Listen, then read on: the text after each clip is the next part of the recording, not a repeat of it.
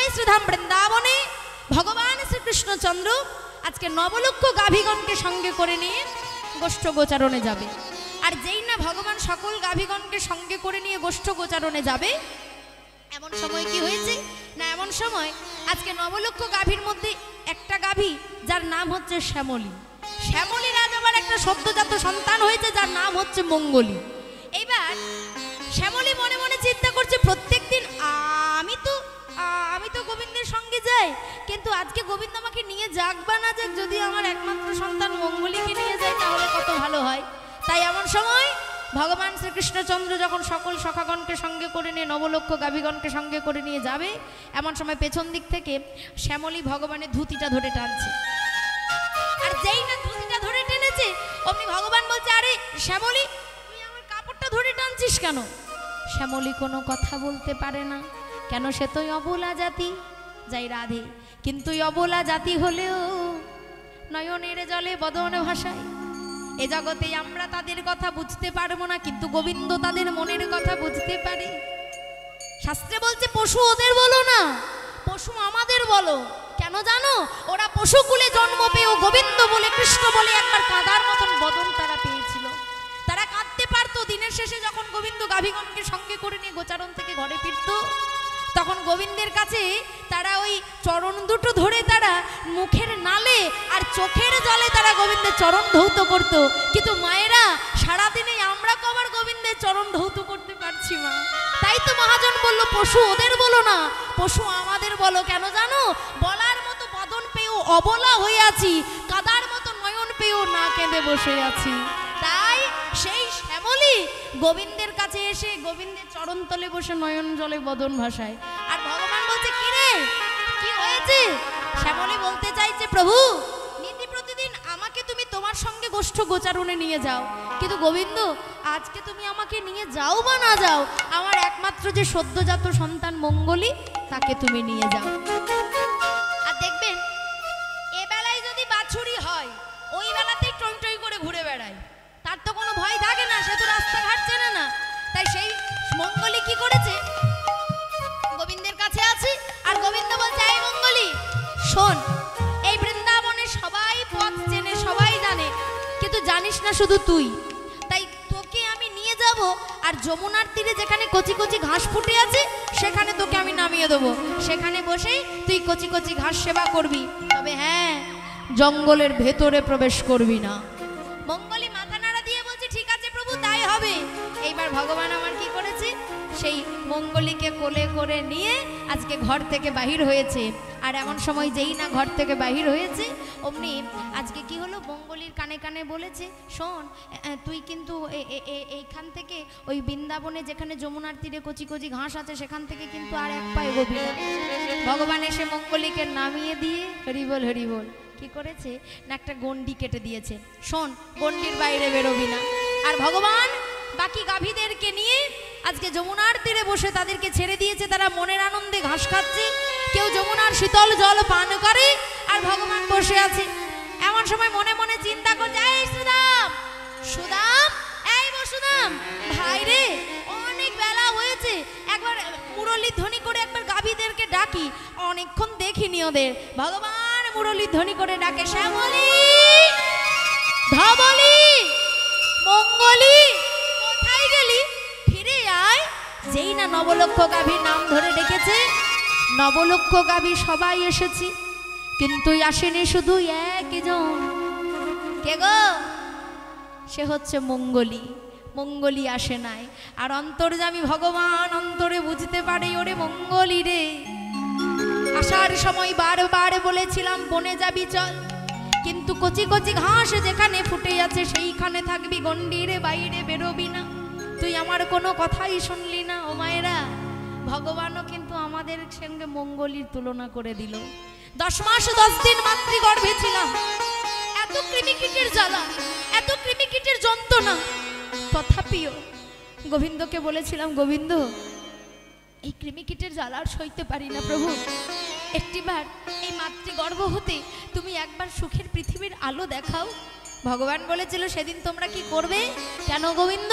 এই বদন দিয়ে শুধু তোমার নাম করব, এই নয়ন দিয়ে শুধু তোমায় দেখব, এই দুটো বাহু দিয়ে শুধু কৃষ্ণ কৃষ্ণ বলে আনন্দে আত্মহারা হয়ে দুবাহু প্রসার করে নৃত্য করব। কিন্তু মায়েরা যেই না ভূমিষ্ঠ হলাম ঠিক সেই সময় কি আমরা গোবিন্দকে কথাটা দিয়েছিলাম সেটা কি রাখতে পেরেছি মা? জয় রাধে। যেই না ভূমিষ্ঠ হলাম আমার মা আমার বাবা আমার ঠাকুরদা আমার ঠাকুমা আর আমার করতে গিয়ে যে আমার চিরকালের আপন যে আমার চিরদিনের আপন সেই আপন মানুষটাকেই আমি ভুলে গেছি। জয় রাধে। মহাজন বলছে এসেছো আপন ঘর থেকে, কিন্তু শুনে রাখো যেদিন তোমার যাবার সময় হয়ে যাবে সেই দিন তোমাকেও কিন্তু চলে যেতে হবে। তাই যে সময় আছে সে সময়টুকু তুমি হেলায় হারিয়ে দিও না। যে সময় চলে যায় সে সময় ফিরে আসে না মায়েরা। হরি ভজার সময় হরি বলার সময়। মহাজন বলল তুলবি যদি ছানা মাখন সকাল সকাল তুল, বৃদ্ধকালে ভজন সাধন। যায় রাধে। ভজনের বাধাই গণ্ডগোল। দুধে মাখন তুলতে গেলে সময় থাকতে তুলতে হয়, বেলা বেড়ে যাওয়ার সঙ্গে সঙ্গে দুধে মাখন ভালো ওঠে না। ঠিক তদ্রূপ হরি ভজন সাধন করতে গেলে সময় থাকতে করতে হয়। বয়স হয়ে যাবে, দাঁত পড়ে যাবে, গাল টসকে যাবে, বদন বলতে চাইবে হরি বল, ভুল করে বাহির হবে হবি বল। তাহলে যে সময় চলে যাবে সে সময় আর ফিরে আসে না। হরি ভজার সময় হরি বলার সময়। দুটো বাহু তুলে একবার বলবেন সকলে মিলে বাবা বা। বড় ভালো লাগছে। বিগত 3 বছর আমি আসছি, আপনাদের এত ভালোবাসা এবং আমার বাড়ির গৃহের দাদার এত ভালোবাসায় আমার এখানে আসা যায় রাধে। তাই সকলে মিলে চলুন, সবাই মিলে বলবো হরিহরায় নম কৃষ্ণ যাদবায় নম যাদবায় মাধবায় কেশবায়। সবাই মিলে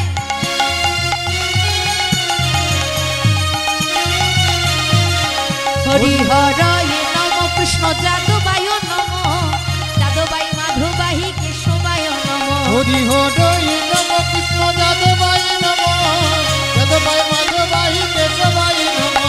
গোপাল গোবিন্দ নাম শ্রী মধুসূদন গোপাল গোবিন্দ নাম শ্রী মধুসূদন গোপাল গোবিন্দ নাম শ্রী মধুসূদন গোপাল গোবিন্দ নামে শ্রী মধুসূদন।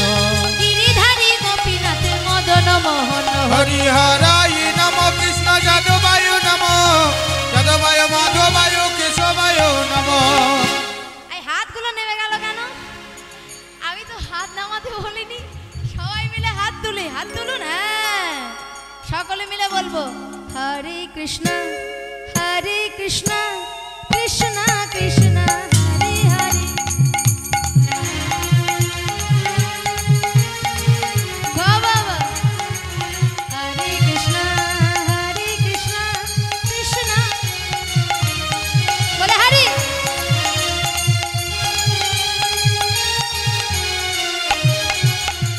ও মায়েরা, এত সুন্দর যখন নাম করছেন তাহলে একবার হবে তো? দেখা যাক হয় কি নয়। হবে তো বটে। সকলে মিলে দেখি হরে কৃষ্ণ। বাবা বাবা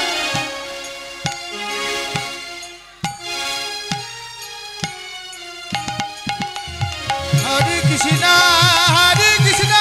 কৃষ্ণ কৃষ্ণ হরে হরে হরে রাম রাম রাম হরে হরে হরে কৃষ্ণ তাই গৌর হরি হরে রাম রাম রাম হরে হরে। যেখানে হয় মধুর হরিনাম সংকীর্তন, যে হরিনাম সংকীর্তনে যত সাধুগুরু বৈষ্ণবের আগমন হয় সেটাই হলো নবদ্বীপ ধাম নববৃন্দাবন। জয় রাধে। একটা কথা জেনে রাখবেন,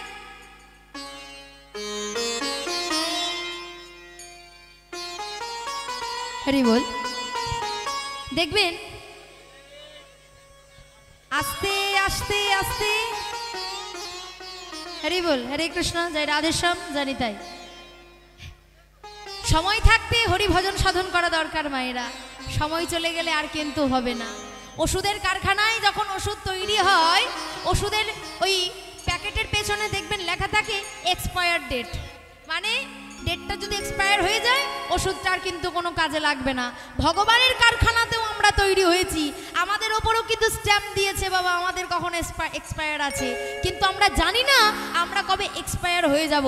আর যেদিন এক্সপায়ার হয়ে যাব সেদিন বদন থাকতেও হরি বলতে পারবো না, কর্ণ থাকতেও হরি নাম শুনতে পাবো না, দুটো হাত থাকতেও আমরা সাধুগুরু বৈষ্ণবের গুরুচরণ সেবা করতে পারবো না। তাই তো বলছে যে সময় চলে যাবে সে সময় আর ফিরে আসবে না, হরি ভজার সময় হরি বলার সময়।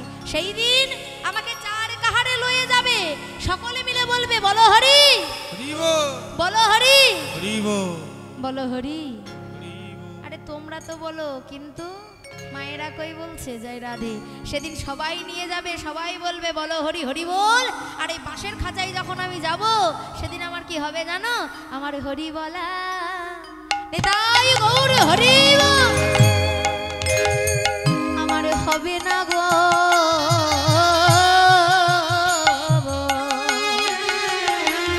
সেদিন হরি বলা আমার হবে না গো। যেদিন ভাব পারে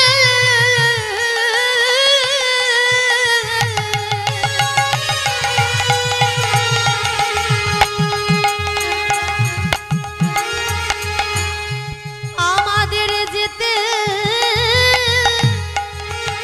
যেতে হবে,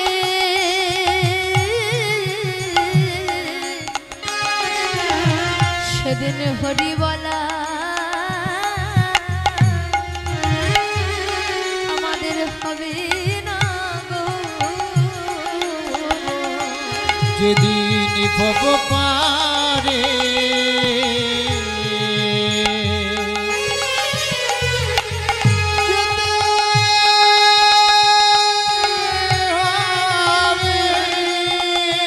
একবার বদন ভরে হে হরি বলো হরি রাই গৌর হরি বল।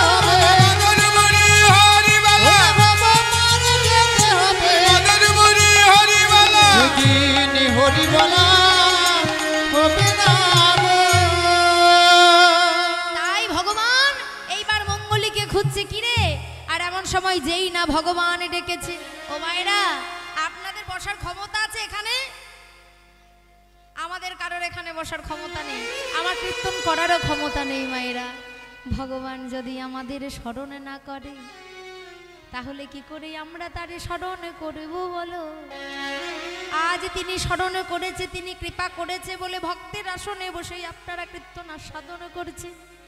আমার ভগবান আমার নিতাই চাঁদে কৃপা করেছে বলে মা আমার মধ্যে কোনো স্বীকৃতি নেই, কিন্তু আমার নিতাই চাঁদের কৃপায় হয়তো দুটো বদনে দুটো হরি কথা বলতে পারছি। তাই আজকে সেই ভগবান শ্রীকৃষ্ণচন্দ্র মঙ্গলীর ক্ষমতা নেই ভগবানকে স্মরণ করার, ভগবান স্মরণ করলো মঙ্গলী। আর যেই না মঙ্গলী বলে ডেকেছে, মঙ্গলী চারিদিকে থেকে ঘন জঙ্গলের মধ্যে মোহে মোহে বাঘের গর্জন সিংহের গর্জন চিৎকার করে ডাকে গোবিন্দ। অন্তর্যামী ভগবান ভক্তের এই এমন করুণা এমন ডাক শুনে আমার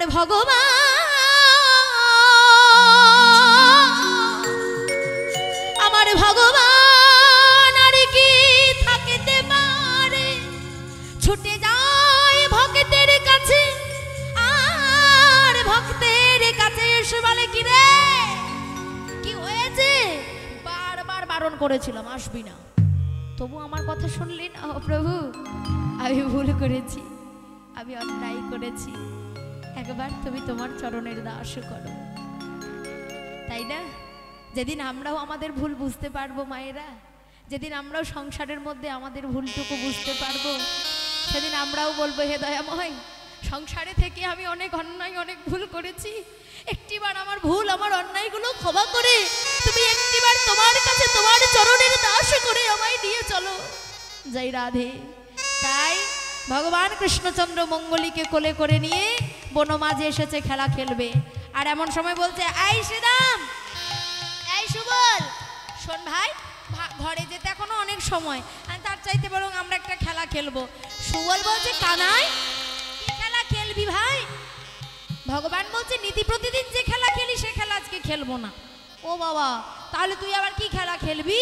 এই শোন, আজ আমরা অন্য একটা নতুন খেলা খেলবো। খেলাটার নাম কি জানিস? কাঁধে করা আর কাঁধে চড়া। ভগবান বলছে কাঁধে করা কাঁধে চড়া খেলা খেলবো আজকে।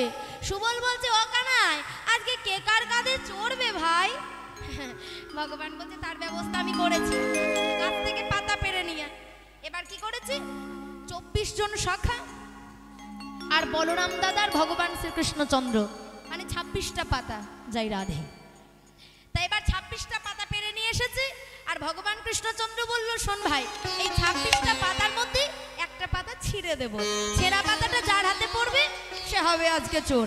ঠিক আছে, তাই হবে। আর এমন সময় কি হলো, আজকে শ্রীদাম সুদাম দাম বসুদাম সবাইকে একটা একটা করে পাতা দিয়েছে। আর এমন সময় কি হলো, ভগবান বলল শোন, যে আজকে চোর হবে তার আজকে শাস্তি হবে, এই কেশিঘাট থেকে বংশীবট পর্যন্ত কাঁধে করে নিয়ে পারাপার করতে হবে। এমন সময় বলছে ঠিক আছে তাই হবে। আর এইবার ভগবান বলছে এই সুবল ভাই, তোর হাতটা দেখা একবার দেখি, ভালো পাতা না ছেঁড়া পাতা? শ্রীরাম ভাই, তোর হাতটা একবার তোর হাতে ভালো পাতা? এই বসুরাম, এ ভাই তোর হাতটা দেখা। আমার হাতেও ভালো পাতারি। মধুমঙ্গল ভাই, তোর হাতটা দেখা। তোর হাতেও ভালো পাতা? আচ্ছা সবার হাতেই ভালো পাতা, তা ছেঁড়া পাতাটা কোথায় গেল? সুবল বলতে কানাই, সবার হাত তো দেখা হলো, কিন্তু তোর হাতটা এখনো দেখা হয়নি। ও ভাই একবার তোর হাতটা দেখা। ভগবান বলছে থাক না, আজকে আমার হাতটা না দেখলে হবে না, দেখা বলছি। তোরা বড্ড জ্বালাস আমাকে। আচ্ছা বেশ। এমন সময় ভগবান একটু পাছু পাছু গিয়ে এবার সখাগণ সবাই ঘিরে দাঁড়িয়েছে, যাই রাধে হরি বল। আর যেই না ঘিরে দাঁড়িয়েছে এমন সময় কি হয়েছে, ভগবানকে বলছে এই তোর হাতের মুঠোটা খোল, এবার হাতটা দেখবো না। আর এমন সময় কি হয়েছে, ভগবান সবার মধ্যে হাতের মুঠোটা খুলেছে। আর যেই না হাতের মুঠো খুলেছে, দেখে কৃষ্ণের হাতের পাতাটাই ছেঁড়া। আর সবাই কৃষ্ণের হাতের পাতাটা ছেঁড়া দেখে চিৎকার করে বলতে লাগলো কানাই চোর, কানাই চোর, কানাই চোর, কানাই চোর। আরে এই নীতি প্রতিদিন আমি যখন প্রজাগোপীদের ঘর থেকে ননি চুরি করে জানি, তখন তো বলিস না কানাই চোর। তখন কি আর বলবো ভাই, তখন তো খেতে পাই না। আর এখন আমি চোর হয়েছি বলে তোদের বড্ড মজা হচ্ছে, তাই না? ঠিক আছে। অন্তর্যামী ভগবান অন্তরে বলছে ওরে সুবল রে, ওরে শ্রীরাম রে, আমি ভগবান হয়েছি কিন্তু কোনোদিন ভক্তের চরণে আমি হৃদয় বক্ষে পাইনি রে ওরে সখা। আজই আমি ভগবান হয়ে দেখতে চাই, ভক্তের চরণে হৃদয়ে বক্ষে পেলে কি আনন্দ হয়। কেন জানিস, আমার হৃদয় যে বড় পাষাণ ওরে সুবল, পাষাণ হৃদয়ে যদি একবারে তোদের চরণে পড়ে, মনে হয় আমার হৃদয়টা কিছুক্ষণের জন্য হলেও শীতল হবে। এইবার সুবলকে বলছে সুবল আয় আমার কাঁধে চড়বি আয়। আর সুবল বলছে কানাই, যোগী যারে যোগে পাই না, ঋষি যারে ধ্যানে তাই না, যোগী যোগ ভুলে যায়, মনির ধ্যান টলে যায়। তবু তো তুই তার কাউকে কৃপা করিস বা না করিস, আর সেই অযাচিত ভগবান কৃষ্ণ তুই আমাদের সখা হয়ে এসেছিস। বল তোর অঙ্গে কি চরণ রাখতে পারি রে ভাই? কিন্তু গোবিন্দ বলছে খেলার এটাই নিয়ম, এটাই খেলার নিয়ম মায়েরা। আয়। এমন সময় কি হলো, আজকে ভগবান শ্রীকৃষ্ণচন্দ্র সেই সুবলকে কাঁধে করে নিয়েছে। আর একটা কথা জেনে রাখবেন, কৃষ্ণ নাম হরি নামে বড়ই মধুর, আর যে জন কৃষ্ণ ভজে সহজে বুঝে নিচ্ছেন। তাহলে জয় রাধে, যে জন কৃষ্ণ ভজে সে হয় বড় চতুর। এটা আমাদের কথা নয়, এটা ভগবানের কথা। সুবল আমি এক চতুর, আর তোরা আমার চাইতেও চতুর। কেন না, যুগল চরণ দিবি না বলে একটা চরণ সামনের দিকে আছে আর একটা চরণ পেছনের দিকে, মানে এক কাঁধে চড়েছে। ভগবান বলছে এত সহজে কি তোদের ছাড়ি রে আমি ভাই। তাই কিছু দূর যাওয়ার পরে ভগবান বলছে ও সুবল আমি না আর যেতে পারছি না, আমার মনে হচ্ছে তোকে হয়তো তুই হয়তো পড়ে যাবি। তোকে যদি আমি ফেলে ফেলি ভাই, তুই এক কাজ কর, তোর ওই পেছন দিকে চরণটা এবার আমার সম্মুখে দে, আমি দুটো চরণ ধরে যাব। না কানাই আমায় নামিয়ে দে। তবু আমি যাব না।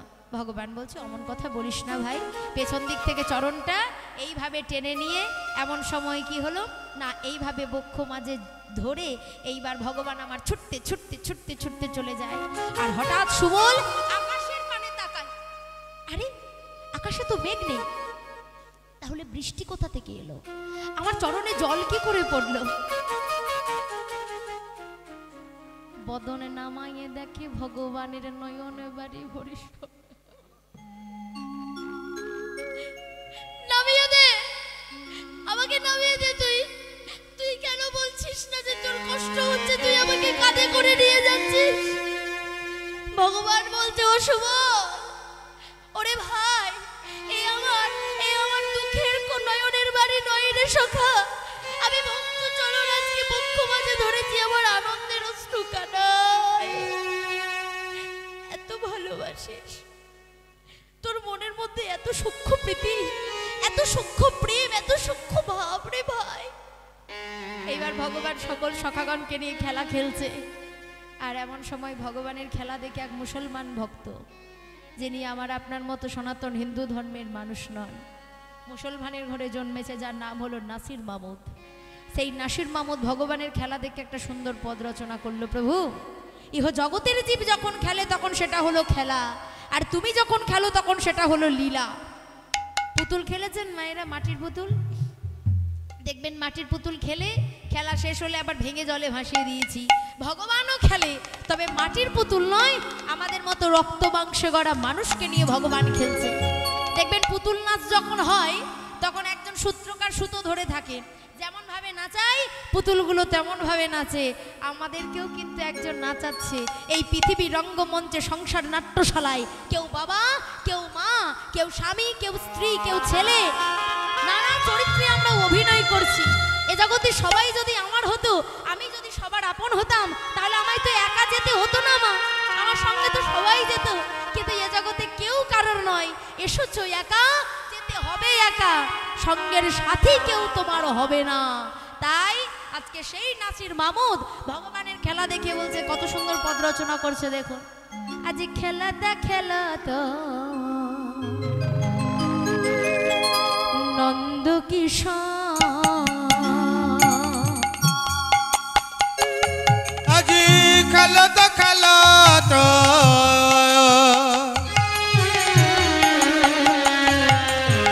নন্দ কিশোর,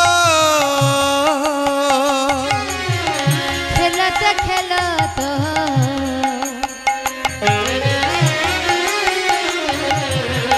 নন্দ কিশোর, আজ খেলাতো খেলাতো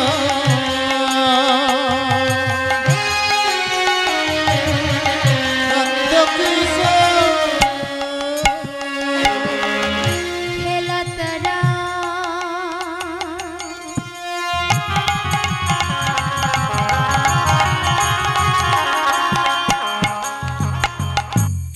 সুন্দর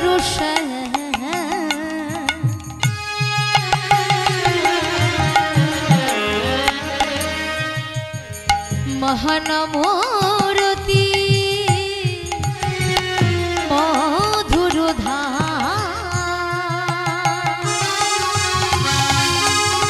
আজি খেলাতরা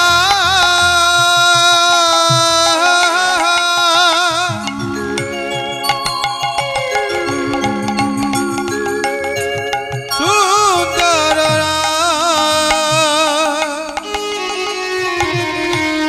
মোহন মূরতি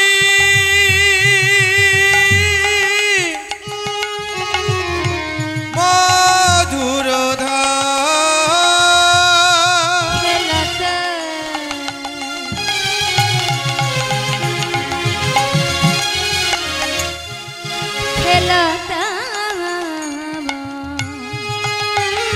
ভগবান খেলছে, কাদের নিয়ে খেলছে? আজকে যাদের নিয়ে খেলছে ভগবান, তাদের ভক্ত তাদের নামগুলো পর্যন্ত উচ্চারণ করলো। কি বলছে? আজ প্রিয় শ্রীদাম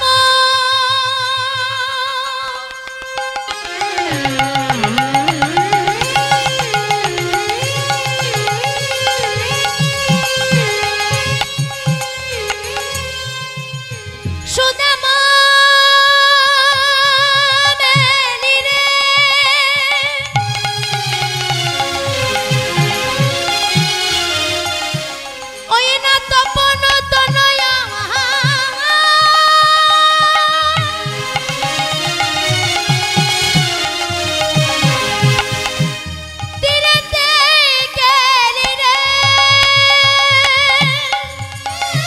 প্রিয় শ্রীদাম ও সুদাম মেলি তপন তনয়া তীরে গেলি। এবার কি বললো? ধবলি শ্যামলি অমলি অমলি আজ ধবলি শ্যামলি অমলি অমলি ওই না ফকর চলত কাননে ফকর চলত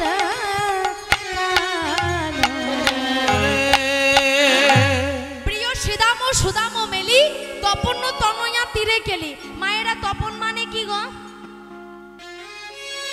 তপন মানে কি? সূর্য। আর তনয়া মানে বাহ কন্যা। তাহলে সূর্যের কন্যাকে বাহ সূর্যের কন্যার নাম কি? মহাজন বলল প্রিয় শ্রীদাম ও সুদাম মেলি তপন তনয়া তীরে কেলি। ভগবান কোথায় খেলছে? তপন তনয়া তীর। অর্থাৎ তপন মানে সূর্য, তনয়া মানে কন্যা।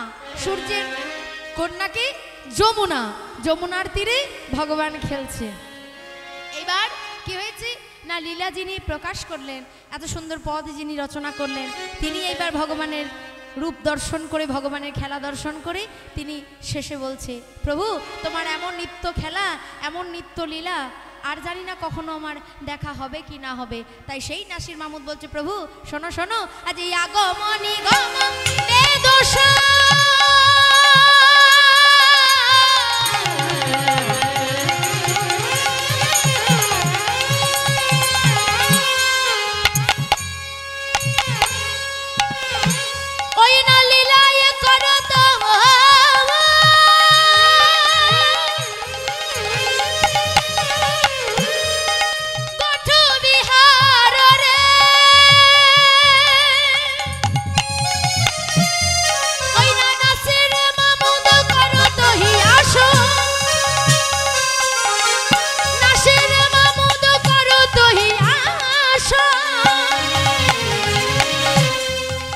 চরণ শরণ দান রে,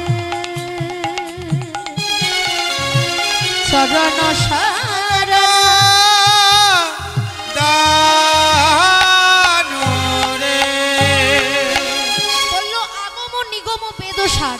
আগম এবং নিগম দুটি গ্রন্থ, এই দুটি গ্রন্থ দুইজন দেবতা রচনা করেছে। আগম রচনা করেছে সৃষ্টিকর্তা ব্রহ্মা, আর নিগম রচনা করেছেন দেবাদিদেব মহাদেব। তারা দুজনাই ভগবানের চরণে অপরাধ করেছিল।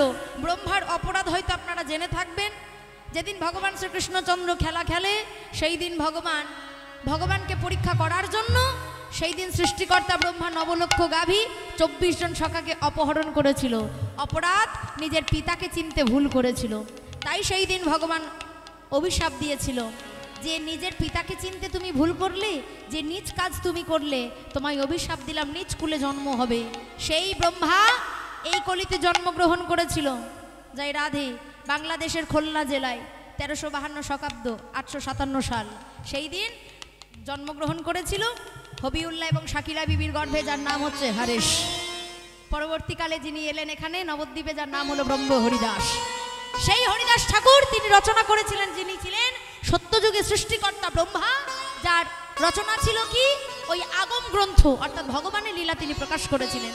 আর সৃষ্টিকর্তা ব্রহ্মা এটা রচনা করে, আর দেবাদিদেব মহাদেব তিনি একটা গ্রন্থ রচনা করলো যার নাম হলো নিগম। কিভাবে?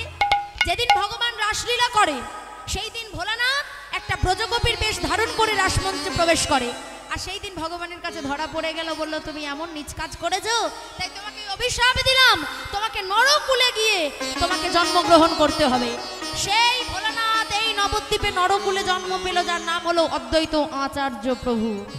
সেই ভোলানাথ তিনি গ্রন্থ রচনা করলো নিজের ভুল বেজে, যার নাম হলো নিগম। তাই আজকে নাসির মাহমুদ বলছে, শুধু কি আগম নিগম গ্রন্থে ভগবানের লীলা কি লিখে শেষ করা যাবে? কেননা অনন্ত কোটি বিশ্ব ব্রহ্মাণ্ডের মালিক আমার ভগবান কৃষ্ণচন্দ্র, তার লীলা কোনোদিন কোনো শাস্ত্র, কোনো বেদ, কোনো বিধানে লিখে শেষ করা যাবে না। নিত্য নতুন লীলা প্রকাশ করছে। তাই নাসির মাহমুদ বলছে, প্রভু তোমার চরণে আমার একটাই নিবেদন, কি জানো? বলি তোমার চরণে ছাড়া নিতাই গৌর হরি বল। করো না গো। তোমার চরণ ছাড়া আমায় করো না গো। ওহে গোঠ বিহারী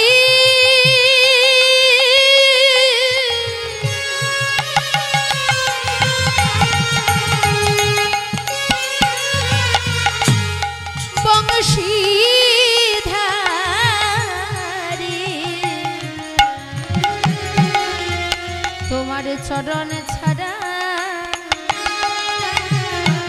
আমায় করো না গো। গোঠ বিহারী ও প্রভু, আমি তো রক্ত মাংসে গড়া মানুষ, তাই তোমার কাছে নিবেদন বলি, চাইলেও যেন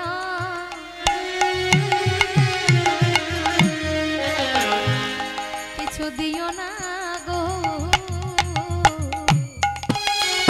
আমি চাইলে যেন কিছু দিও না গো। আমি চাইলেও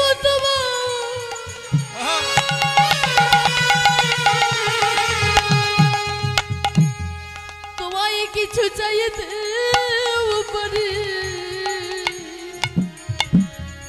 আমি চাইলেও জানো কিছু দিও না গো। আমি চাইলেও তোমায় কিছু দিতে পারি। ও প্রভু, যেন যমন বলে,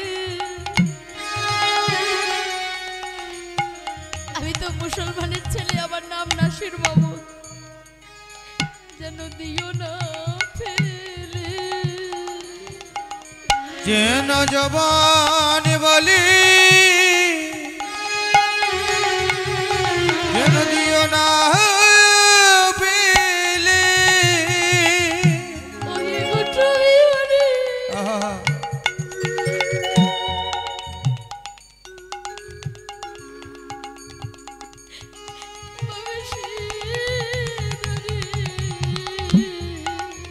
যেন জবান বলি,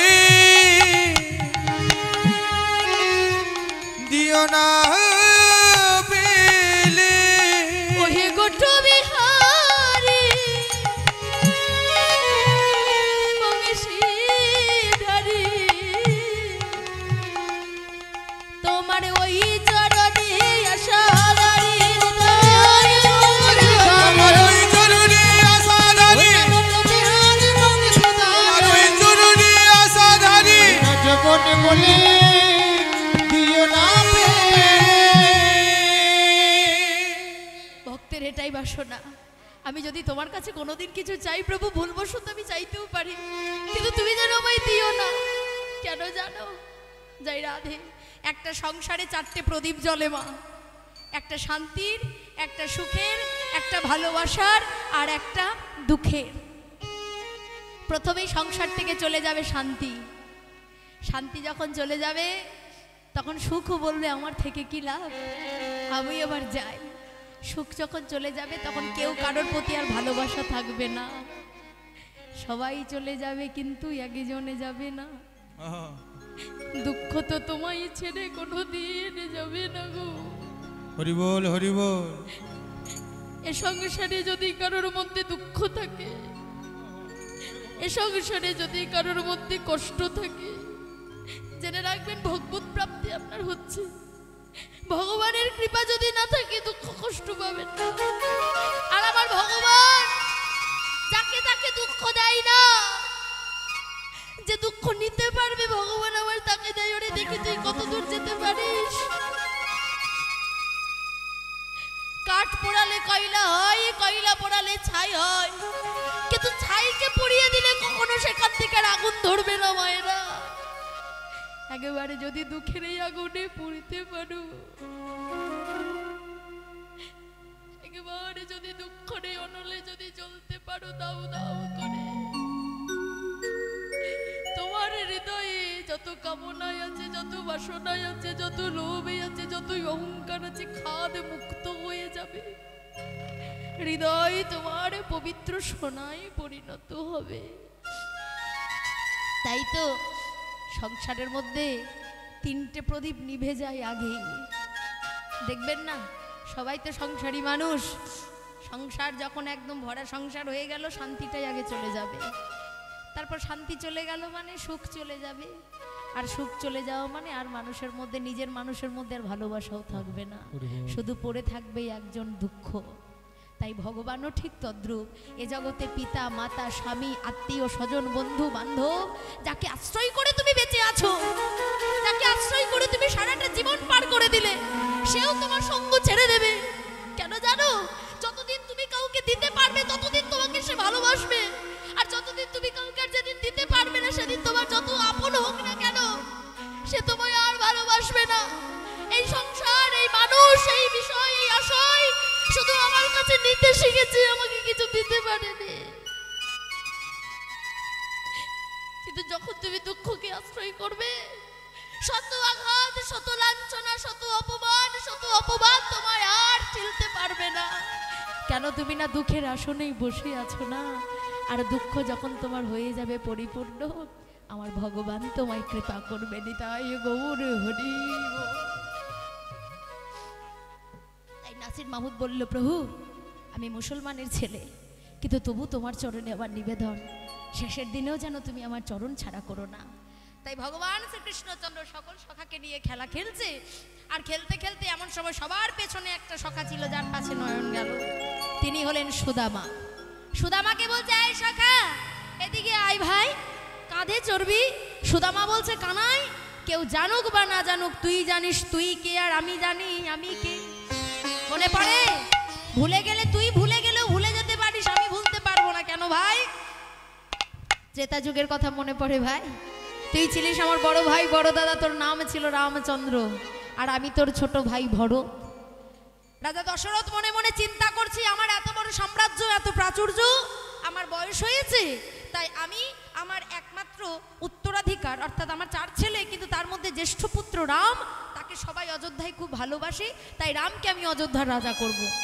তাই যেই না বলেছে রামকে অযোধ্যার রাজা করব, এমন সময় সকল রাজ্যবাসীর কাছে ঘোষণা হয়ে গেল, রাম হবে অযোধ্যার রাজা। সকল রাজ্যবাসী আনন্দে আত্মহারা, কিন্তু সবাই আনন্দ করলেও একজন মেনে নিল না এই কথাটা। কে গো মায়েরা? কে মেনে নিল না? সবার আনন্দ হলেও একজন আনন্দ করতে পারলো না। মা কইকেয়ী। আপনারা কথাটা জেনে থাকবেন, এক মন্থরায় রাম গিয়েছিল বনবাসে। এই কইকেয়ীকে কুপরামর্শ দিয়েছিল মা, ওই মন্থরা দিয়েছিল। অর্থাৎ মন্থরা ছিল কৈকেয়ীর সখী। কৈকেয়ীর যখন বিবাহ হয়, তখন কৈকেয়ীর পিতা ওই মন্থরাকে পাঠিয়েছিল কৈকেয়ীর দেখাশোনা করার জন্য। আর রাজা দশরথের কটা স্ত্রী ছিল মায়েরা? বলে দেখো, 3টে। 753 জন স্ত্রী ছিল। তার মধ্যে প্রধান স্ত্রী 3 জন, কৌশল্যা, কৈকেয়ী এবং সুমিত্রা। এবার 3 স্ত্রীর মধ্যে কৌশল্যার সন্তান হচ্ছে রামচন্দ্র, কিন্তু রামচন্দ্রকে কৌশল্যা যত না ভালোবাসতো, তার চাইতে অধিকতর বেশি ভালোবাসতো মা কৈকেয়ী। রামচন্দ্র কৈকেয়ীকে বেশি ভালোবাসতো। এইবার মন্থরা এসে বলছে, এই কৈকেয়ী শুনেছিস? কি শুনবো রে? আরে কি করছিস তুই এই সন্ধ্যাবেলায়? আরে দেখ না, আমার রাম শুনলাম কাল নাকি অযোধ্যার রাজা হবে, তাই আমার রাম যখন রাজা হবে তখন এই মালাখানা আমি আমার রামের গলায় পরাবো। চুপ কর। বলি, হ্যাঁ রে, তোর কতটুকু কাণ্ড জ্ঞান নেই? কেন রে? বলি, এ জগতে নিজের ভালো গাধাতেও বোঝে, আর তুই কি নিজের ভালো বুঝতে জানিস না কেন রে? কি হয়েছে? বলে, একবার ভেবে দেখেছিস, রাম যদি অযোধ্যার রাজা হয়, তাহলে কৌশল্যা হবে কি হবে? রাজমাতা। আর কৌশল্যা যদি রাজমাতা হয়, তাহলে তোদেরকে সবাইকে দাসীবাদী করতে হবে। কেন মায়েরা? কৌশল্যা, কৈকেয়ী, সুমিত্রা, এরা সম্পর্কে কি ছিল মা?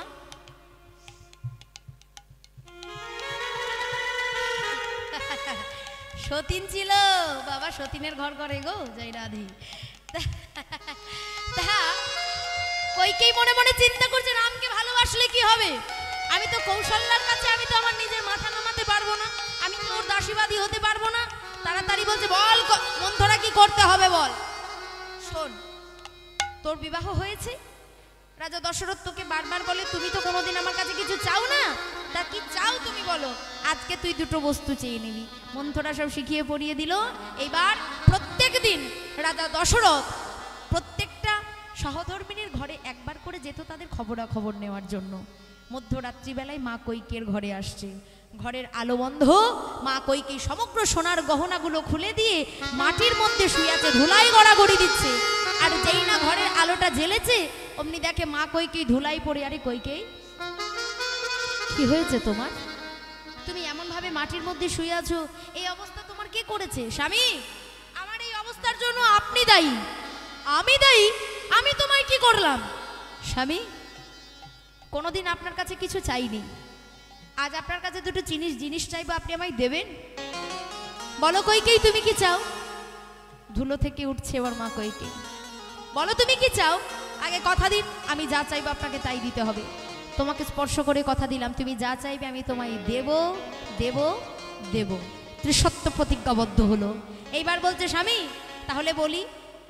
রাজা দশরথ বলছে কৈকেয়ী, সময় বেশি নেই, কাল সকালে রামের রাজ্যাভিষেক হবে, কালকে রামের রাজ্যাভিষেক হয়ে যাক, অযোধ্যায় সিংহাসনে বসে যাক, তারপর তুমি যা চাইবে আমি তাই দেব। না না না, তোমাকে দিতেই হবে।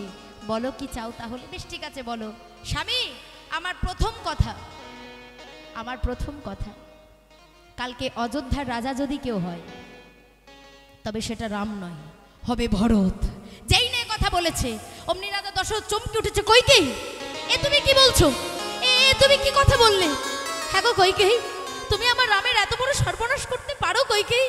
আমার রাম তোমায় এত ভালোবাসে আর তার এত সর্বনাশ তুমি করতে চাইছো?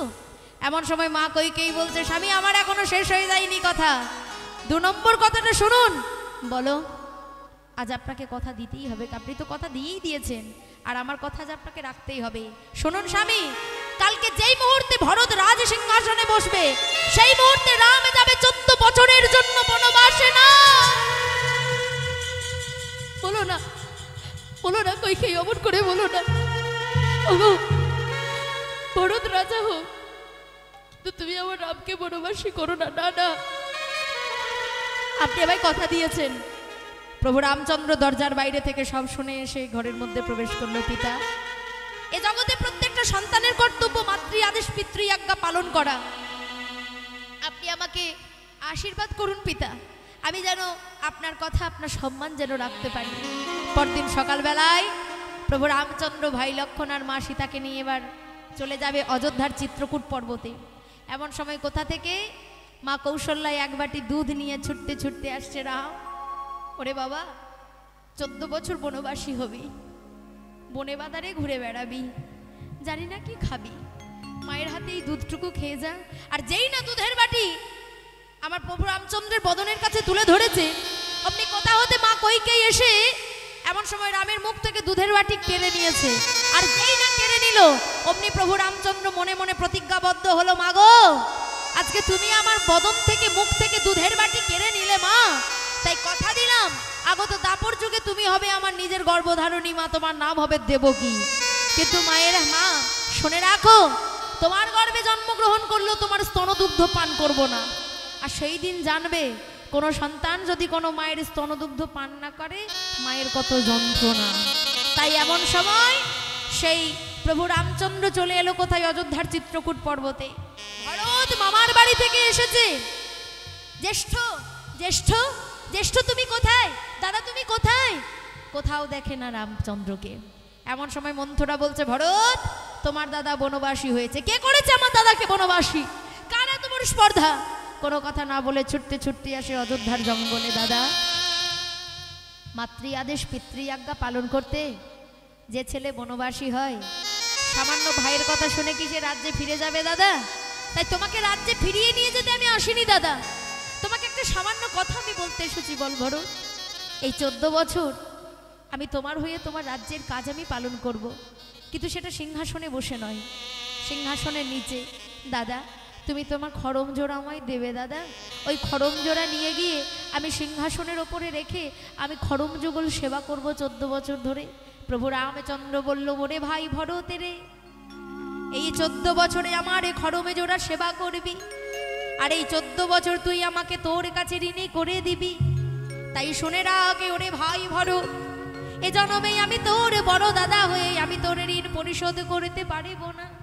শুনে রাখ, যে রাজ্য, যে রাজত্ব, যে সিংহাসন নিয়ে ভাইয়ে ভাইয়ে এত লড়াই, ভাইয়ে ভাইয়ে এত বিবাদ, আমি কথা দিলাম আগত দাপর যুগে আর আমরা ভাই ভাই হয়ে যাব না।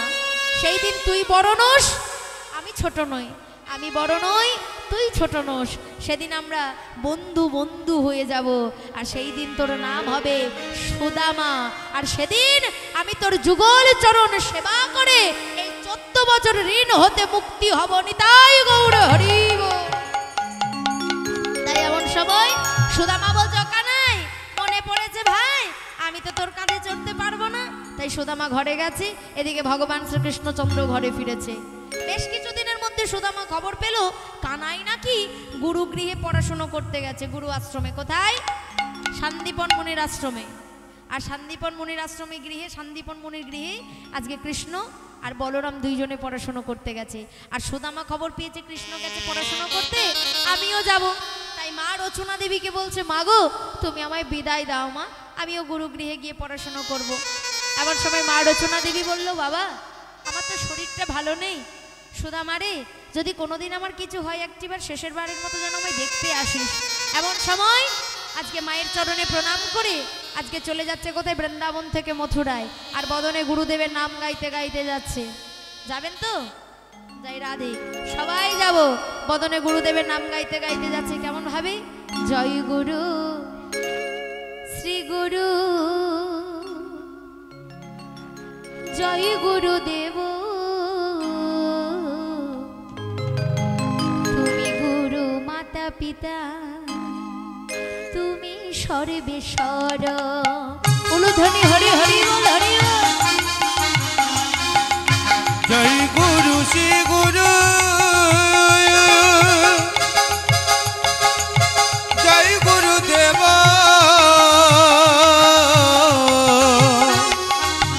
তুমি গুরু মাতা পিতা, তুমি সর্বেশ্বর। জয় গুরু শ্রী গুরু, জয় গুরুদেব, তুমি গুরু মাতা পিতা, তুমি সর্বেশ্বর। জয় গুরু শ্রী গুরু, জয় গুরুদেব, তুমি গুরু মাতা পিতা, তুমি সর্বেশ্বর।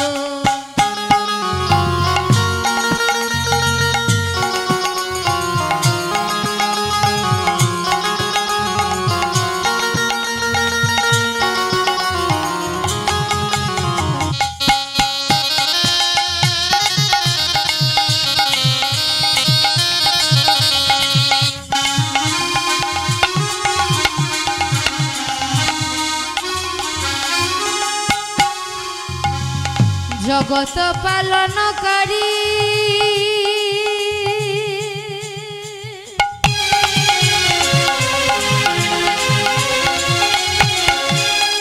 তুমি সর্বেশ্বর।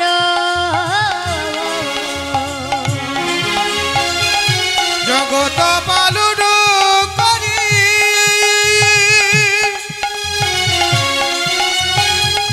তুমি সর্বেশ্বর। আর জগত পালন হওয়াকারী,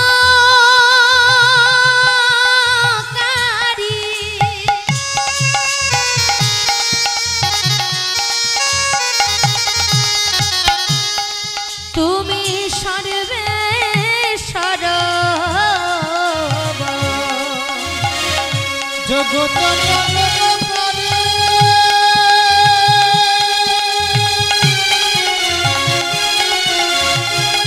তুমি সর্বেশ্বর।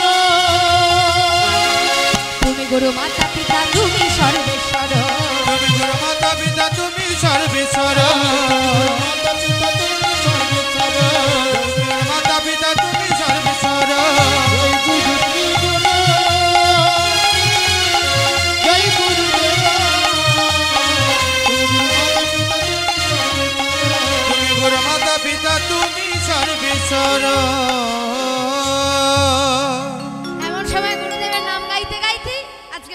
এসেছে আর শান্তিপন মুনিকে প্রণাম করে।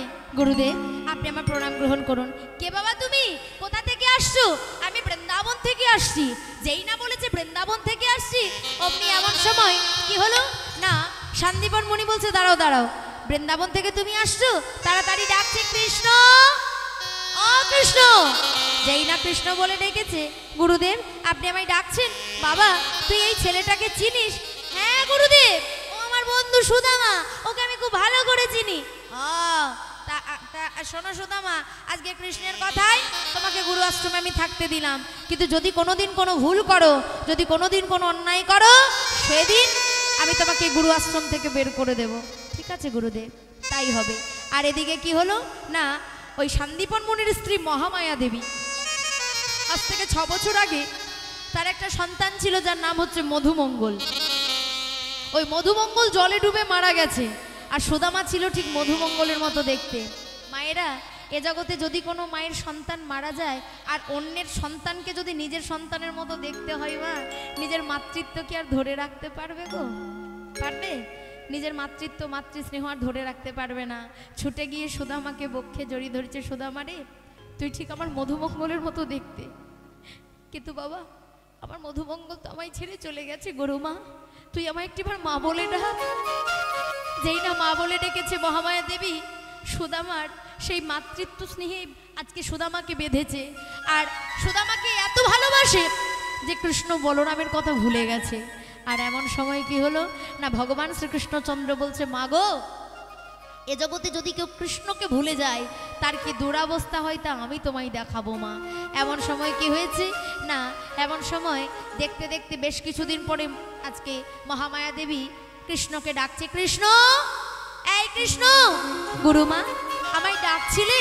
বাবা রান্নাঘরে কাঠ ফুরিয়ে গেছে, একটু কাঠ এনে দে তো বাবা, তাছাড়া রান্না হবে না। ঠিক আছে গুরুমা, আমি যাবো আর আসবো।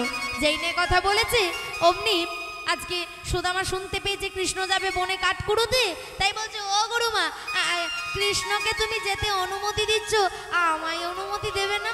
শোন বাবা, আমি তোকে যেতে দেব না। কেন মা? আসলে সুদামা দেখ আকাশের মেঘটা কেমন ঘন কালো হয়ে উঠেছে, না জানি বৃষ্টি হতে পারে, বজ্রাঘাত যদি হয়। না না না, আমার মধুমঙ্গল আমায় ছেড়ে চলে গেছে, কিন্তু আমি তোকে হারাতে পারবো না। এমন সময় ছোট্ট ছেলে বারবার বায়না করে, ও গুরুমা আমি যাব, আমায় অনুমতি দাও না মা, আমি যাব। যেই নিয়ে কথা বলেছে অমনি কি হলো, গুরুমা যখন বারবার বায়না করে, গুরুমা বিরক্ত হয়ে বলছে, যা যেখানে যাবি যা, আমি তোকে কিচ্ছু বলবো না। এ কথা যেই না বলেছে এমন সময় সুদামা, কৃষ্ণ, বলরাম তিনজনে যাবে। আর তাড়াতাড়ি গুরুমা ডাকছে, সুদামা শোন বাবা শোন। যেই না ডেকেছে, গুরুমা আমায় ডাকছিলে? বাবা এই নে কিছু ছোলা ভাজা আমি তোকে দিচ্ছি, যদি খিদে পায় খাবি, তবে হ্যাঁ কৃষ্ণ বলরামকে দেখাবি না, অন্তর্যামী ভগবান সবে জানে। বাহ গুরুমা বাহ, তুমি আমাকে না দিয়ে খেতে বলছো সুদামাকে? ঠিক আছে। এইবার কৃষ্ণ সুদামা দুইজনে মিলে বলরামকে নিয়ে আজকে বনে এসেছে কাঠ কুড়োতে। কাঠের বোঝাটা তৈরি হয়েছে আর হঠাৎ বৃষ্টি। যেই না বৃষ্টি অমনি কি হলো, সুদামা তাড়াতাড়ি ছুটতে ছুটতে ছুটতে ছুটতে গিয়ে গাছের ওপরে চেপে বসেছে। আর এমন সময় ডাকছে, এই কৃষ্ণ, কৃষ্ণ উঠে আয় ভাই।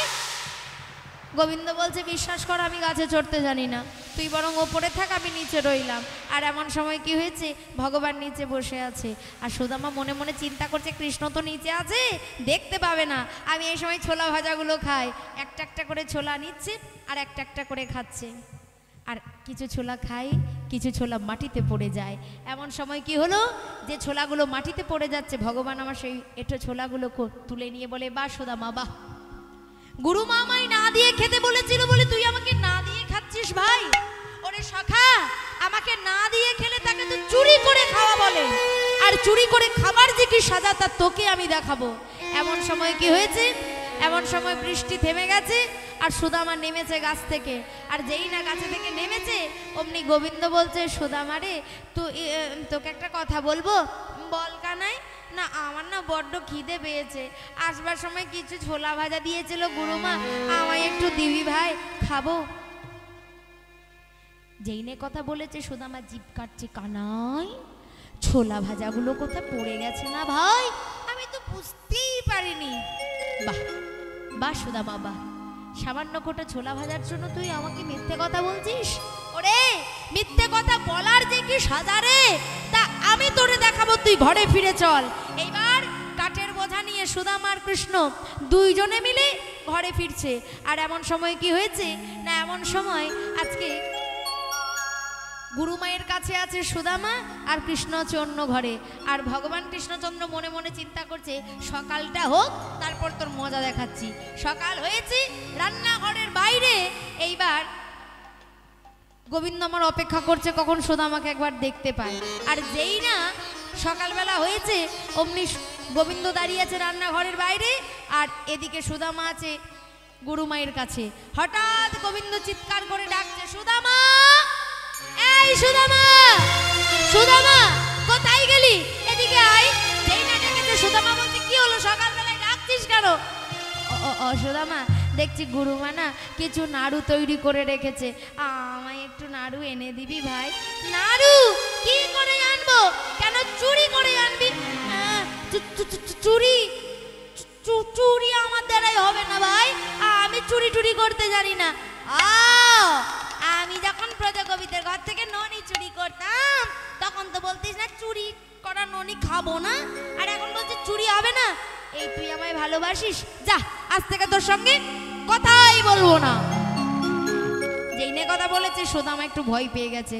ও ও ও ও কানাই, আচ্ছা বেশ দাঁড়া ভাই, দাঁড়া দাঁড়া একটু অপেক্ষা কর, আমি এনে দিচ্ছি। শোন, আমি যে ভেতরে যাব তুই একটু দেখবি, গুরুমা এলে আমাকে একটু চিৎকার করে ডেকে দিস।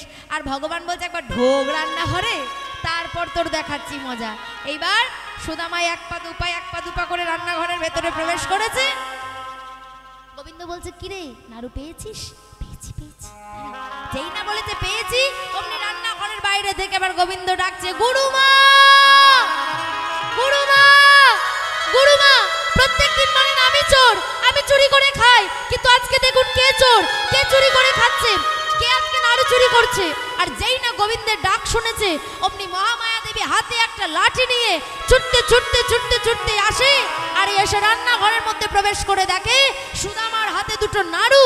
চিৎকার করে বলে উঠল, সুদামা, তোর এত বড় স্পর্ধা, শেষে তুই কিনা চুরি করলি? গুরুমা, গুরুমা বিশ্বাস করুন আমি চুরি করিনি, আমি চোর নই গুরুমা, আমি চুরি করিনি। চুরি করা নাড়ু দুটো তোর হাতের, তুই বলছিস চুরি করিসনি? বলি চোরের মায়ের বড় গলা হয় তাই না? লাঠিটা নিয়ে সুদামাকে মারছে। আর মারতে মারতে বলে, সুদামা রে, আমার মধুমঙ্গল মারা গিয়েছে, তাই সন্তান স্নেহে তোকে ভালোবেসেছিলাম, তাই তুই এই প্রতিদান দিলি আমায়। আজকে তুই শুধু চুরি করেছিস, এটা তো একটা পাপ কাজ তুই করেছিস, আর তুই গুরুদেবের শিক্ষাকে পর্যন্ত অমর্যাদা করলি। শান্তিপন মুনি বলে, সুদামা গো, কৃষ্ণের কথাই, বলরামের কথাই তোমাকে আশ্রয় দিয়েছিলাম, তোমাকে বলেছিলাম যদি কোনোদিন কোনো ভুল করো আমার এই আশ্রমে তোমার স্থান হবে না। শেষে তুমি কিনা চুরি করলে। সুদামা, বেরিয়ে যাও, এই ঘর থেকে বেরিয়ে যাও, এই আশ্রম থেকে বেরিয়ে যাও। আজ থেকে সারা জনমের জন্য তোমার কাছে যেই গুরুগৃহের দরজা চিরতরে আমি বন্ধ করে দিলাম। গুরুদেব, গুরুদেব আপনি আমায় ক্ষমা করুন, গুরুদেব আপনি আমায় ক্ষমা করুন। সুদামা, তুমি শুধু চুরি করেছো তা নয়, তুমি গুরুমায়ের ভালোবাসায় আঘাত করেছো, গুরুদেবের শিক্ষাকে অমর্যাদা করেছো। তোমাকে আমি কি করে এখানে রাখবো? তোমার জন্য আরো পাঁচটা শিষ্য আমার, তারাও তো পাপ কাজ করবে, বেরিয়ে যাও। এমন সময় শান্তিপন মুনি সুদামাকে টানতে টানতে বের করে সুদামায়ের মুখের উপর দরজাটা বন্ধ করে দিল। আর সুদামা সেই নাড়ু দুটো নিয়ে ছুটতে ছুটতে যমুনার তীরে এসে বসে বসে কাঁদছে, কানাই কি অপরাধ করেছিলাম আমি, কি অন্যায় করেছিলাম তোর কাছে, তুই আমাকে চোরের অপবাদ দিয়ে গুরুগৃহ থেকে বের করে দিলি। আর অন্তর্যামী ভগবান মনে মনে চিন্তা করছে, সুদামা তো সেই সকালবেলায় গেছে, এখন তো বিকেল বেলা হয়ে গেল, এখনো তো ফিরেই এলো না, বুঝি আমার উপর খুব রাগ করেছে, একবার গিয়ে দেখে আসি। ছুটতে ছুটতে গিয়ে দেখে যমুনার তীরে বসে নাড়ু দুটো নিয়ে কাঁদছে, সুদামা, এই সুদামা। যেই না সুদামা সুদামা বলে ডাকে, সুদামায়ের একটু রাগ হয়েছে, বল কি বলবি। ভগবান গিয়ে সুদামায়ের কাছে হাত দুটো পেতেছে, সুদামা আমায় নাড়ু দুটো দে, অনেকদিন নাড়ু খাইনি, বড্ড খিদে পেয়েছে। ছি ছি কানাই ছি, তোর লজ্জা করে না? তোর লজ্জা লাগা দরকার। এই সামান্য দুটো নাড়ুর জন্য তুই আমাকে চোরের অপমান দিয়েছিস। এই নাড়ু দুটোর জন্য আমি গুরু গৃহ ছেড়েছি। এই নাড়ু দুটোর জন্য আমি গুরু মাকে ত্যাগ করে এসেছি, গুরুদেবকে ছেড়ে এসেছি। তুই কিনা আমার কাছে নাড়ু দুটো চাইছিস, সেই নাড়ু আমি তোকে দেবো না। দে না ভাই, অনেকদিন নাড়ু খাইনি, নাড়ু খেতে বড্ড ইচ্ছে করছে। দে নাড়ু। দেবো না নাড়ু, দে নাড়ু। অনেকদিন নাড়ু খাইনি ভাই, দুটো নাড়ু দে। যতবার বলে সুদামা রেগে গিয়ে বলছে, কতবার বলবো তোকে এই নাড়ু আমি দেব না, দেব না, দেব না। দিবি না? না দেব না। দিবি না? না দেব না। সুদামা রে, তোর কাছে আমি হাত পেতে চাইলাম, তুই আমায় কিছু দিলি না। কথা দিচ্ছি, তুই যতদিন পর্যন্ত আমার কাছে হাত পেতে কিছু না চাইবি, ততদিন পর্যন্ত আমি তোকে কিছু দেব না। যেই নে কথা বলেছে, অমনি সুদামা বলছে, দাঁড়া দাঁড়া দাঁড়া, শুনে রাখ, একটা দিনের জন্যও যদি আমি গুরু ভজন সাধন করে থাকি, তাহলে তোকে কথা দিচ্ছি কানাই, জীবনে খেতে যদি না পাই, অভাব অনাদায়ের দায়ে যদি মরতেও হয়, তবু আমি কথা দিলাম, এই চন্দ্র সূর্য আকাশ বাতাস পশু পাখি খেচর খেচড়ি বানর বানরি সকলকে সাক্ষী রাখলাম, কানাই রে, জীবনে খেতে না পেলেও তোর কাছে আমি কোনোদিন হাত পেতে কিছু চাইব না। নিতাই গৌর হরি বল, হরি বল। জয় রাধে। এমন সময় আজকে কৃষ্ণ চলে গেল গুরুগৃহে, আর সুদামা এসেছে। সুদামা বসে আছে, আর এদিকে কি হয়েছে? হরি বল, হরি বল। বৃন্দাবন থেকে এক ছোট্ট বালক এসে বলছে, সুদামা, সুদামা, দেখে এলাম তোমার মায়ের মৃতদেহটা পড়ে আছে, একটিবার দেখে আসবে, চলো। এমন সময় কি হলো? সুদামা ছুটতে ছুটতে ছুটতে ছুটতে আসে কোথায়? নিজ ঘরে। আর নিজ ঘরে এসে দেখে মায়ের মৃতদেহটা দরজার বাইরে পড়ে আছে। এসে মায়ের সব দেহটা ধরে কাঁদছে, মা, আজ তুমি আমায় ছেড়ে চলে গেলে। মা গো, জানো মা, আজকে আমি গুরুগৃহ ছেড়ে এসেছি, গুরু মাকে ছেড়ে এসেছি, গুরুদেবকে ছেড়ে এসেছি, সারা জন্মের মতো শিক্ষাকে ছেড়ে এসেছি, আর আজ আমি কৃষ্ণকে ছেড়ে এসেছি চোরের অপবাদ দিয়ে। কিন্তু মা গো, এ জগতে আমি সবাইকে ছেড়ে থাকতে পারবো, কিন্তু আমি যে কৃষ্ণকে ছেড়ে থাকতে পারবো না। মা, মায়ের চরণ দুটো ধরে সুদামা কাঁদছে, কিন্তু মা তো মৃত, মা তো কোনো কথা বলতে পারবে না। পাড়া প্রতিবেশী যারা ছিল তারা সবাই বলছে, ও সুদামা, এ জগতে কেউ কারো নয় বাবা, পিতা বলো মাতা বলো, কেউ কারো নয়। সুদামাকে ধরে সকলে মিলে সান্ত্বনা দিচ্ছে, সুদামা শোন শোন, বলি আপন আপন ভাবেছ যারে,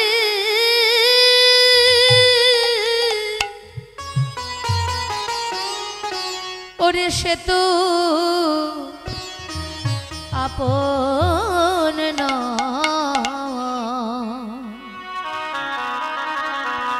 দিনে ফুরালি বুঝবে তখন আপন যে পর এই আপন আপন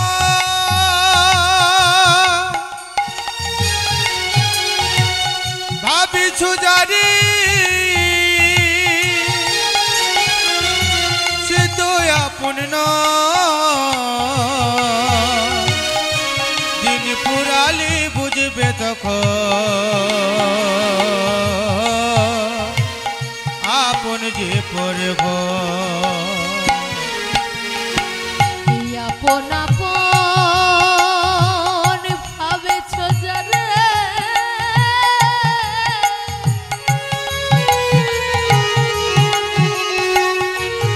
ওরে সে তো আপন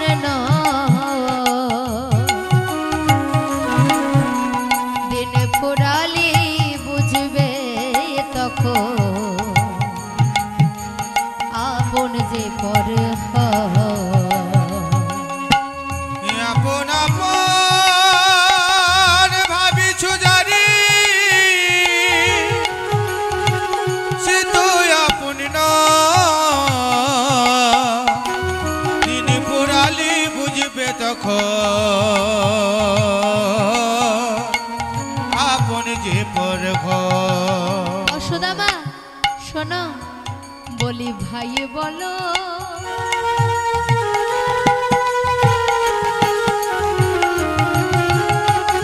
বন্ধু বলো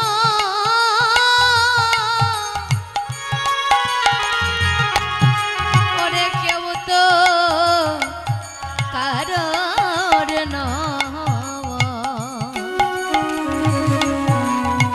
দিনে ফুরালে বুঝবে তখন আপন যে পর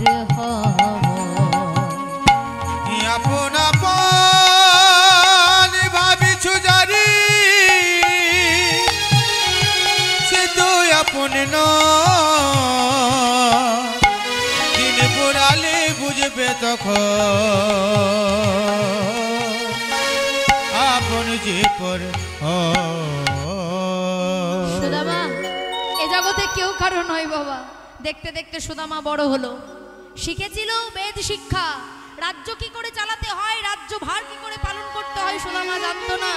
একনিষ্ঠ ব্রাহ্মণের ছেলে, মাতৃবিয়োগ হয়েছে, পিতৃবিয়োগ হয়েছে, বিবাহ হয়েছে, স্ত্রীর নাম হচ্ছে বসুন্ধরা, 2 সন্তান, রাজ্য রাজত্ব বিষয় সম্পদ বিক্রি করে সংসার চালাতে চালাতে আজ সুদামার ভিখিরির দশা।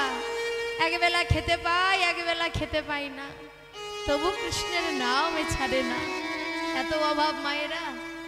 এমন সময় সুদামা ভিক্ষে করতে গেছে, আর এমন সময় কি হয়েছে না, ভগবান শ্রীকৃষ্ণচন্দ্র তখন দ্বারকার রাজা হয়েছে, আর ভগবান দেখছে সুদামা ভিক্ষে করে করে খায়, কিন্তু তবু কোনোদিন আমার কাছে কিছু চাই না।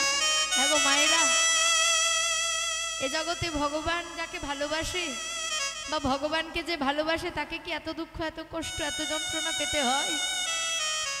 বসুন্ধরা দেবীকে ভগবান শ্রীকৃষ্ণচন্দ্র বলল, বসুন্ধরা একটিবার সুদামাকে আমার কাছে পাঠিয়ে দেবে? ঠিক আছে প্রভু, ও ভিক্ষে করে আসুক, তারপর আমি বলবো। আর সুদামা ভিক্ষে করে এসেছে, আর এমন সময় বসুন্ধরা দেবী বলছে, স্বামী শুনেছি কৃষ্ণ নাকি তোমার বন্ধু? হ্যাঁ কৃষ্ণ আমার বন্ধু।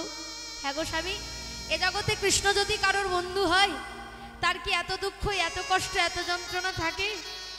বসুন্ধরা দেবী যেই নেই কথা বলেছে, সুদামা বলছে, বসুন্ধরা তুমি হয়তো জানো না, আমি তেমন বন্ধু নই, আর আমার কৃষ্ণ তেমন সখা নয়।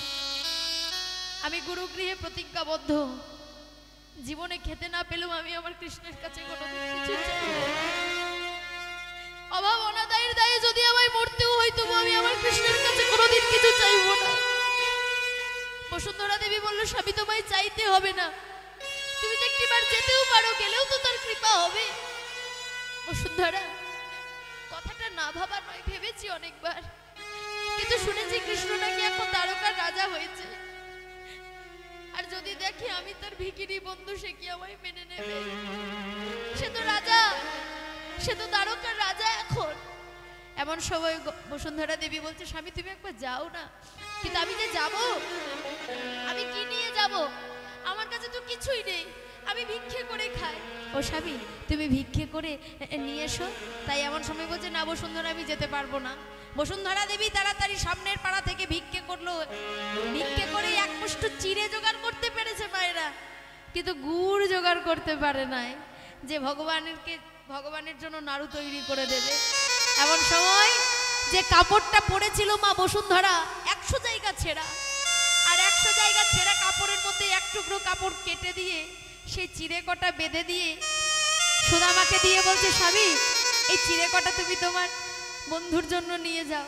বসুন্ধরা শুনেছি কৃষ্ণ নাকি এখন দ্বারকার রাজা, কত সোনার থালায়, কত রূপোর থালায়, কত পায়েস, কত পরমান্ন, কত রাজভোগ সেবা করে, আমার এই চিড়ে কটা কি ওর মুখে রুচবে? ও স্বামী নিয়ে যাও না।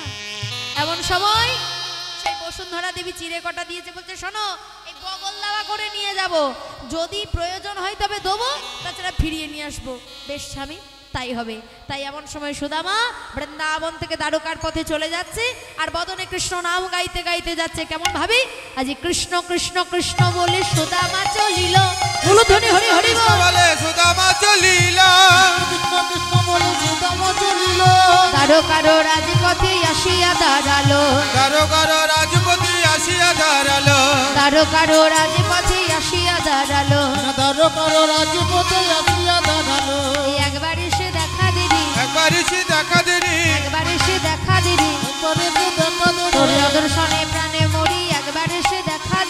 দর্শনে প্রাণে মরি একবারই সে দেখা দিবি।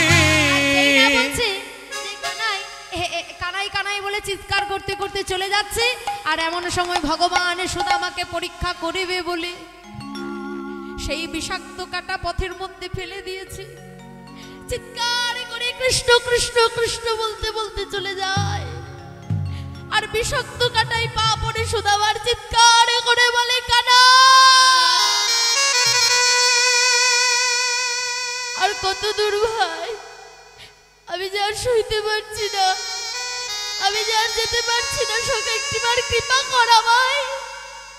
সত্যভামা রুক্মিণী ভগবানের চরণে সেবা করি, নাকি চরণ হতে রক্ত বয়ে যায়। স্বামী, তোমার চরণে এত রক্ত এলো কি করে?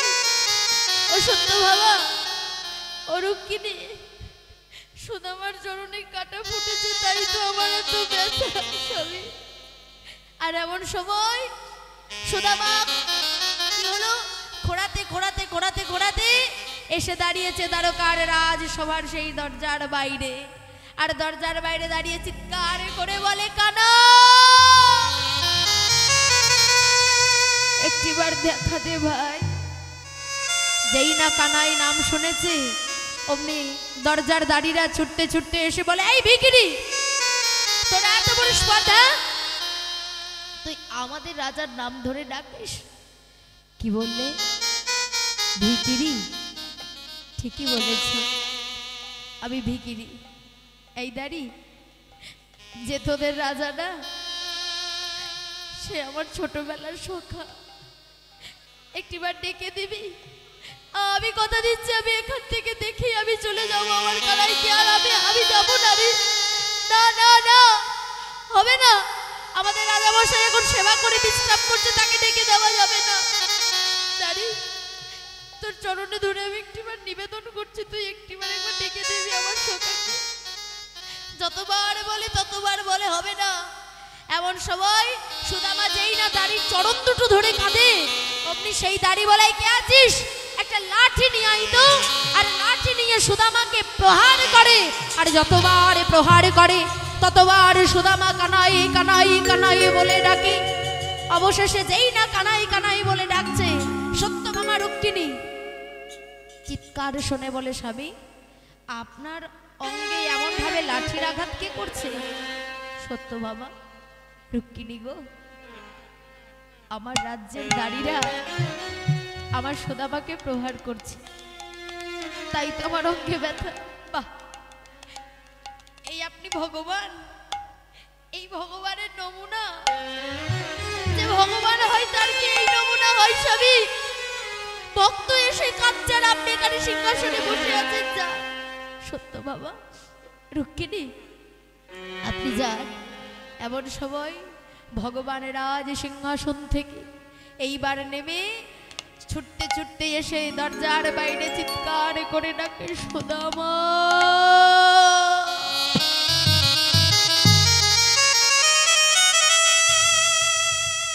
আর চলার ক্ষমতা নাই, আর ক্ষমতা নাই দেহে, কিন্তু যেই না গোবিন্দের ডাক শুনেছে, অমনি ভক্ত কি আর থাকিতে পারি? সেই ধুলো ঝেড়েই উঠেছে কানাই। এতদিনে তোকে আমি দেখলাম ভাই, একটিবার আয় আমার কাছে। আর যেই না ভগবান সুদামাকে জড়িয়ে ধরেছে, কানাই তোর সর্বঙ্গে এমন ভাবে লাঠির আঘাত কে করেছে রে ভাই? আর সুদামা, তুই যখন আমার রাজ্যে এলি, আমার রাজ্যের দাড়িটা তোকে লাঠি দিয়ে প্রহার করে। যতবার প্রহার করে ততবার তুই কানাই কানাই বলে ডাকিস। বল ভাই, আমি কি সহ্য করতে পারি? যাই রাধে, হরি বল হরি বল। নয়নের জল যদি ফেলতে হয় মা, গোবিন্দ নামে ফেলো। পার্থিব জগতে তুমি যদি কারোর কাছে কাঁদো, সে তোমার কাঁদার কারণটা জেনে, তোমার দুর্বল জায়গাটা জেনে তোমায় আঘাত করবে। কিন্তু যদি তুমি আমার গোবিন্দের কাছে কাঁদো, আমার গোবিন্দ তোমায় অবহেলা করবে না।